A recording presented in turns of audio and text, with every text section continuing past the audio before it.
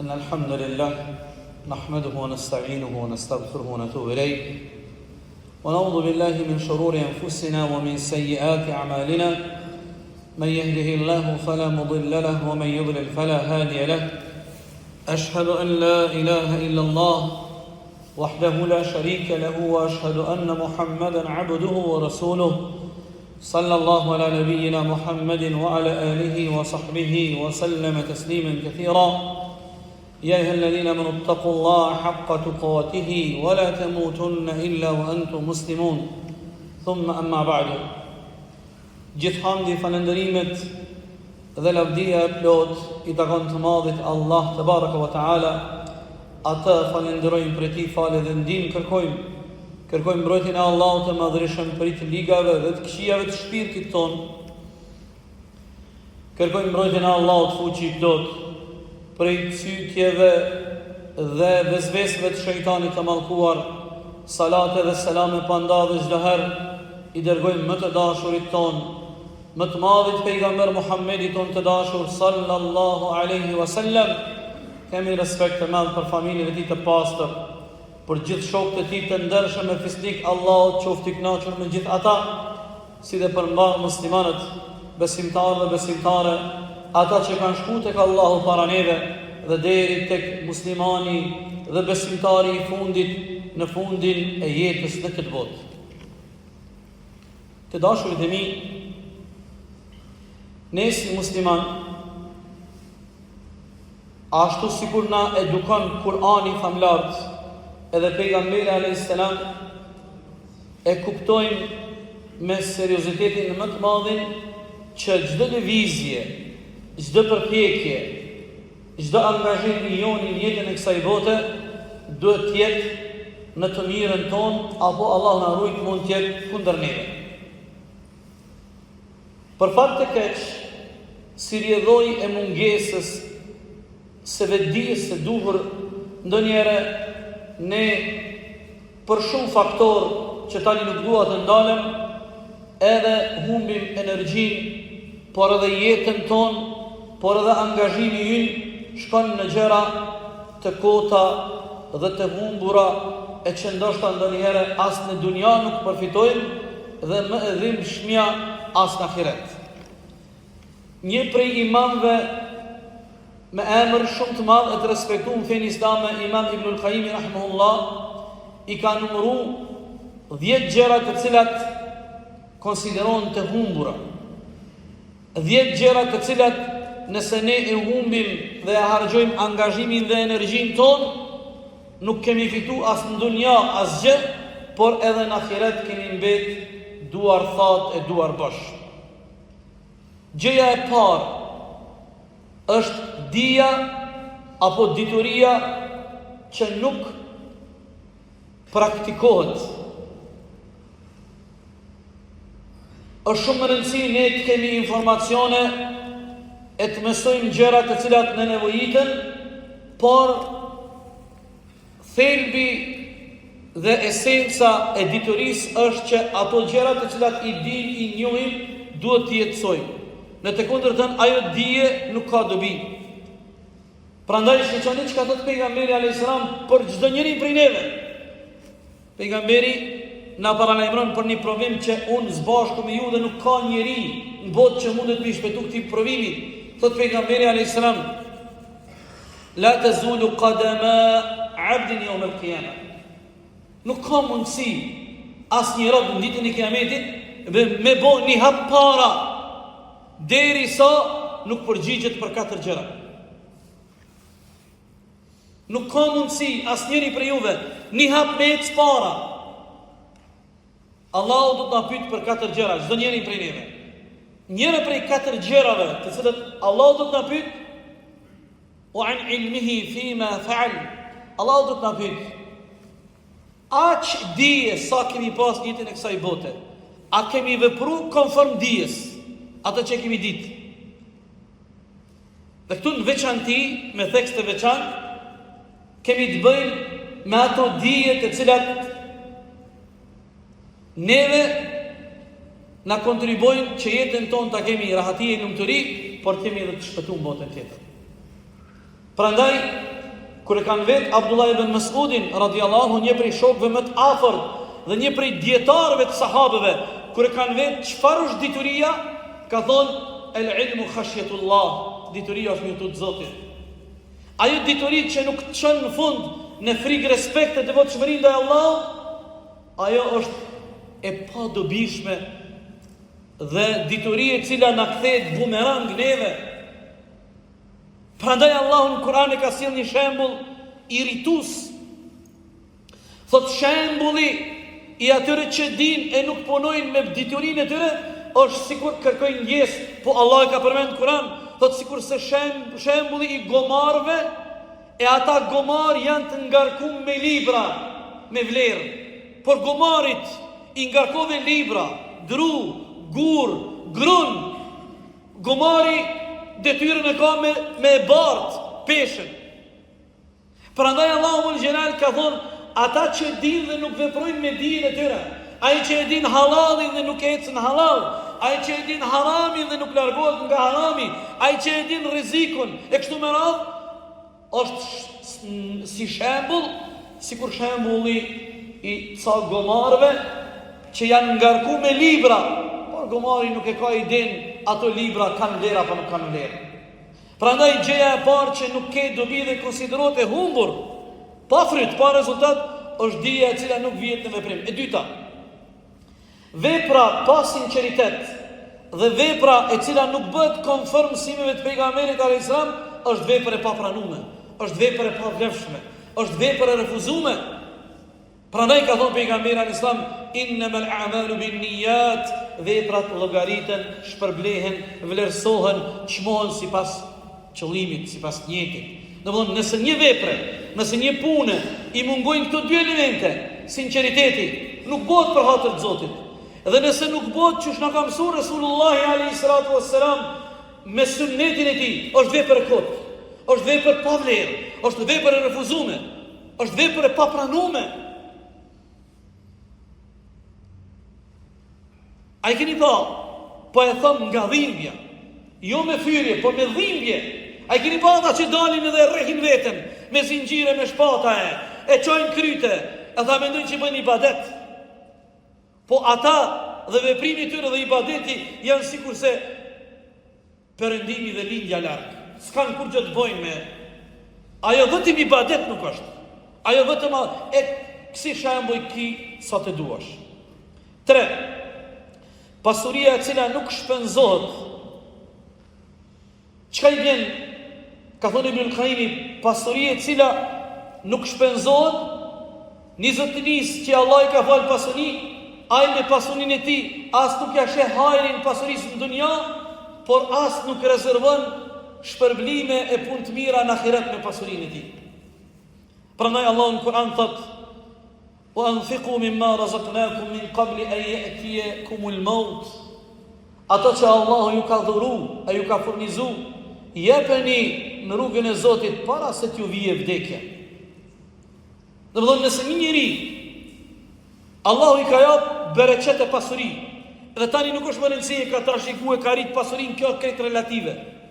Por nëse ky njeri me pasurinë e tij nuk ka arrit as në dunja me apo hajrin, dhe me pasurinë e tij nuk arrin në ahiret me apo hajrin, kjo pasuri nuk ka vlerë. Kjo pasuri është njëjtë sikur me ra në duar të gabuara tek një njeri jo kompetent. E katërta, e cila s'ka vlerë dhe konsiderohet e humbur, pa vlerë, pa dobi, është ajo zemër e cila është e zbrazët, e thatë nga dashuria dhe madhrimi ndaj Allahut te baraka wa taala. Ka thonë pejgamberi alayhis salam: "Ala inna fil jasadi mudghah", në trup është një cop mishi. Nëse ajo cop mishi është si duhet, do është në rregull, krejt trupi është në rregull. Ka thonë 3 herë ka bo me shej: "Ala wa hiya al-qalbu, ala wa hiya al-qalbu, ala wa hiya al-qalbu", thot ajo është zemra. Ajo cop mishi thot është zemra. Nëse zemra është si duhet, nëse në një zemër ka zonë vend, frika dhe respekti ndaj Allahut, madhria ndaj Allahut, krejt trupi në rregull. Nëse zemra është e zbrazët, e thatë, nga frikë respekti ndaj Zotit Dhul Gjelal, atëherë më mirë është ai njeri sa më parë fizikisht të vdek. Ne po flasim për kjo është perceptimi si e sheh muslimoni jetën këtë botë. Ka thënë pejgamberi alayhis salam, lum ai njeri që Allahu i ka jap jetë të gjatë. Presje, se ka ndalë fjalin, presje dhe bën vepra të mira. Lum ai njeri që Allah i ka jap jetë të gjatë, presje. Dhe bën vepra të mira. Ne nga uratat që i kemi në traditën edhe mentalitetin e popullit ton, inshallah i bën 100 vjet. Kur dikuj Allahu i fal evlad, edhe ti e uron, e gëzohesh me gëzimin e mikët ton, i bof 100 vjet. Urat e mirë, shumë bukur. Por mos e lëmongu, i bof 100 vjet e i hajrit e rrugë të Zotit, e i mirë e i dubishëm. Se 100 vjet e kur mos me rasesh dhe ku për ta. Ma mirë 40 vjet me dek e ma pak në xhenem vun. Këto nuk janë fjalë të hoxhës. Këto janë mësimet e Kur'anit. Se nesër në botën tjetër ka 2 vende, vetëm 2 grupe të njerëzve jonë. Ka 2 shtëpi vetëm. O shtëpia e xhenetit, përjetësisht, edhe është në xhenemit waliyadhu billah. Dhe një prej atyre 4 pyetjeve që s'mundet robi me bo një hap para është, Allahu do ta pyetë edhe për jetën tonë. Ku e harxhove jetën, si e shpenzove?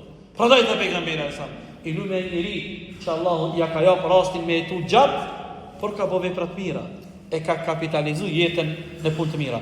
E pesta, trupi i braktisur nga bindja ndaj Allahu Dhul Gjelal, e njëjtë sikur me zemrën. Të dashur të mi, kur e ka pa pejgamberi alayhis salam një njeri i cili ka qenë një prej shokëve të tij, i cili ka agjëru çdo ditë, i cili tër natën ka fal namaz nafile, momentin kur është martu, ka haru nga dashuria e madhe ndaj adhurimit, me i kry obligimet dhe detyrimet ndaj gruas së tij, ndaj familjes, pejgamberi ka thonë, në fen ton çdo gjë është e ekuilibruar. Në fen ton çdo gjë është me balancë. Edhe ndaj trupit ki hak, edhe ndaj familjes ki hak, edhe ndaj fëmijëve ki hak, edhe ndaj punës ki hak, edhe ndaj ibadetit ki hak. Balancë.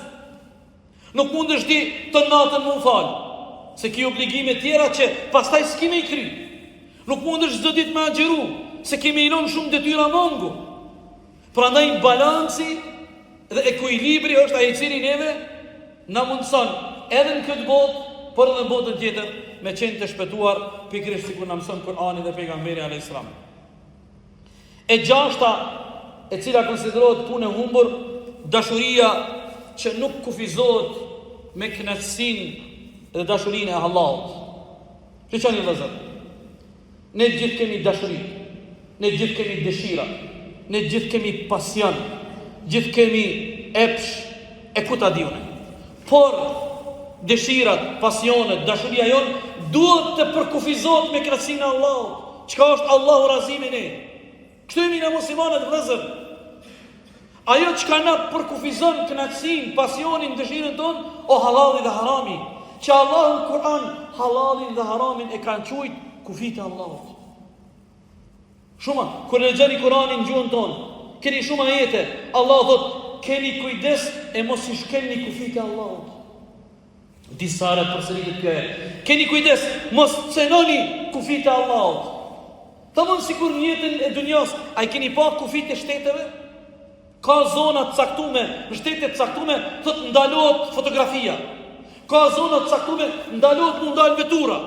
Ka zona të caktuar, thotë zguzon mu afro 200-300 metra, ku e diune. Për arsye siguria, kazermat ushtarake, bla bla bla bla. Allahu po thot, mos i cenoni kufit e Allahut, mos i shkelni kufit e Allahut. Kufit e Allahut janë halali dhe harami. Dhe nëse ne dëshirat, pasionet, kënaqësitë tona nuk i përkufizojmë me kufit e Allahut, atëherë ato janë të humbura dhe janë pasione të shfrenuara dhe të lajthitura waliyadhu billah. E shtata, kohë e humbur pa pendim dhe pa vepra të mira. E dini ju, s'kam nevojë vetëm po e them për me e konfirmu dhe me ripërsërit. Koha është kapitali ynë më i madh. Koha është pasuria jonë më e madhja që Allah në ka jap dhurat. Ne nuk ja dim vlerën kohës. Dikush më shumë e dikush më pak. Po shko shiqoj një njeri që e ka shkruar Allah me një smundje e nuk mundet me lëviz normal, nuk mundet me dal normal, nuk mundet me punu normal. Shpesher e takoj një vllaz tonin I cili para pak viteve ka pas një aksident duke punu për risk, është rëzu dhe ka mbeti pa lëvizshëm në karrocë. Takon e të xhamia kur shumlis me atë vlla. Ah bre hoxh bre. është rëzu prej kulmit. Ty rregullu luk. Unë dhe ti nuk dim me vlerësu kohën, mundësin, rastin, shansen, shëndetin, shumë shanse. Prandaj, koha e cila kalon pa pendim, pa produktivitet, pa vepra të mira, është kohë e humbur. Është kohë e humbur. Sikur ka thënë Imam Shafia rahimahullah, koha është si shpata. Thot nëse shpatën ti nuk e shfrytëzon me të shërby, ajo të pret. Të pret. Dy funksione I ka koha, ose me qenë shërbim tondin I të interesave tua, dunjasit ahiretit, ose ajo kalon edhe harxhon edhe shkon edhe kur shkon, atëherë dikur pendohesh, por është vonë dhe nuk ka dobi pendimi. E nënda, shërbimi për njerëz që nuk të afron tek Allahu. Të dashurit e mi. Ne të gjithë jemi të nevojshëm që dikush të na bën një të mirë, sikurse njerëzit janë të nevojshëm për ty, thrasin, të kërkojnë, m'ja ofru një shërbim. Mos harro. Kur I ofrojmë shërbimin njerëzve, unë dhe ti, shërbimi ynë që I ofrojmë njerëzve, të mirën që ja bën, duhet me na afru te Allahu. Duhet me na afru te Allahu. Në të kundërtën, dëgjoni, ne këtë perceptim na mëson Kur'ani. Pejgamberi alayhis salam, subhanallahu, çfarë feje kemi o vëllezër, po nga mungesa që nuk po njohim mjaftueshëm fe, nuk po jetojmë mësimet e fesë tonë, s'pe kemi mundësinë me qenë model për të tjerët. A dini pejgamberi alayhis salam sa kërkon nga ne që ne me qenë shërbim të tjerëve? Me një fjalë, Kur'ani thot jetën tonë vendose vakëf për hatër të Zotit. Çato mundësi që t'i ka jap Allahu, çat dije që t'i ka jap Allahu, çat zanat, çat autoritet, çat fuqi, çato mundësi materiale, e kështu me radhë. Ato çka ti ke mundësi me I shërby të tjerëve, mos lejo me të ik koti, po le të jetë ai shërbim që u bën njerëzve I regjistruar te Allahu e nesër të paguhet dhe shpërblet. Dhe e fundit, frika dhe shpresa që dikush mundet frikën dhe shpresën e tij me lidh me dikën që nuk kontrollon asgjë. Të dashurit e mi, neve Kur'ani na mëson që frikën dhe shpresën ne e lidhim vetëm me Allahun I cili kontrollon çdo gjë. Ne frikën dhe shpresën e fatin ton e lidhim me Allahun një, që pushtetit ti nuk I ik asgjë, që ai kontrollon, mbikëqyr, cakton me vullnetin, me dijen, me dëshiren, me kaderin e tij çdo gjë. Asgjë në kosmos nuk mundet me dal prej pushtetit Allahut. Prandaj frikën dhe shpresën ne e lidhim me Allahun dhe nuk e lidhim frikën dhe shpresën me atë që nuk e kontrollon vetveten. Ibrahimi alayhis salam, pejgamberi I madh I Allahut, kur ka hinat faltoren për plot me idhuj, e statuja, e puta, e Zot në tëreshën, me sopatën e tij, I ka thënë një kanion. Kur arte më I madhi, taj puti më I madh, idhulli më I madh, Zoti më I madh, e ka lidh sopatën, ja ka virë në qafë. E keni në surën An'am në ngjarjen. Kur e kanë kuptu populli, kiameti ko ka bo, ka hi dikush, I ka rëzu, I ka thy krejt Zot në të rejshën, tyne. Po matë madhin se ka prek, e ja ka varë sopatën. Kush e ka bo këtë punë? Thojnë këtë punë e ka bo ves një djali ri, ja thojnë emrin feten yuqalu lahu Ibrahim, një djalë i ri që e ka emrin Ibrahim, e kap ushtria. E vit në vend të ngjarjes. Ajeti që ky kriminali që ke bë këtë krim, Ibrahimi këtë e ka dashur. Ibrahimi e ka bë krejt këtë skenar për marrë të çky moment. Ajeti që ke bë çto? Tha që tha, pas ka pështu më i madhi për juve. Zoti më i madh ju i pas ka pështu. Se s'pe pyetni këto? Ky pas ka pështu? Pyetini. Ata i thanë, tja po bëna i gare me njerë, ky nuk fol. Erë momenti penal merë. 100%. Ibrahimi a.s. i tha, uffin lëkum, mjerë për ju. Si po e merë një zot, dikush që nuk flet, dikush që nuk ju dëgjon, kjo zoti juj. E kuptun ata që kjo e ka bo. Po kjo ishte pojenta, se kish gojë dhe Ibrahimi që ka komendu me jetin e ti. Po kjo ishte pojenta, ata me konfirmu se zoti i tyre i rejnshen nuk meriton me qenë zot, prandaj si ka mundësinë e frikën, shpresën, fatin ton me lidh për dikend i cili nuk kontrollon asgjë. A përshini vëzër që ta fejet ma dhe kemi, alhamdulillah, ta shtyp do këtë interesant, është ja, mara, musë më kanë dalë me të me shku, ti të folë kolaj, se po a di sa ka si ti, që shkojnë të vori, të tyrbja, të teqja, të guri, të druni, të shehi, të hoxha, të prifti, të ajtjetri, a di sa ka? Po t'i thuj alhamdulillah që Allah më ka udhëzu mu, e unë nuk e lidhi frikën edhe shpresën edhe fatin tim me dikën që nuk e kontrollon veten, po e lidhi me Allahun një fuqi plot që e kontrollon komplet kosmosin. Dhe për fund o vëllezër, Ibn al-Qayyim rahimahullah thot nga krejt këto 10 humbje që i përmenden, 2 janë humbjet më të mëdha në botë edhe në ahiret. E ato janë me humb njeriu zemrën, waliyadu billah, me humb zemrën. Allahu të ka falë zemrën, Allahu të ka falë jetën. E humbe zemrën, kjo humbja me e madhja. Kur zemrën tënde, e në zemrën time nuk zën vend madhëria Allahut, po zën vend çdo gjë tjetër për pas njohjes Allahut. Kjo humbja me e madhe, dhe humbja e dytë me e madhe pas kësaj, është me humb kohën, me humb jetën, me të shku ymri. Edhe në fund, as nuk e ke fitu dynjan, e as nuk e ke fitu ahiretin, e as nuk e ke fitu gjennetin, e as nuk e ke shpëtu zjarët të gjennemit, waliyadu billah. Allahu na rujtë vëllezër, Allahu na forcoft në rrugën e tij të drejtë, Allahu na shtoft udhëzimin në rrugën e Allahut. Kërkoni falje dhe mëshirë nga Allahu. Allahu është falës dhe mëshirues. Qulu qouli hadha astaghfirullah.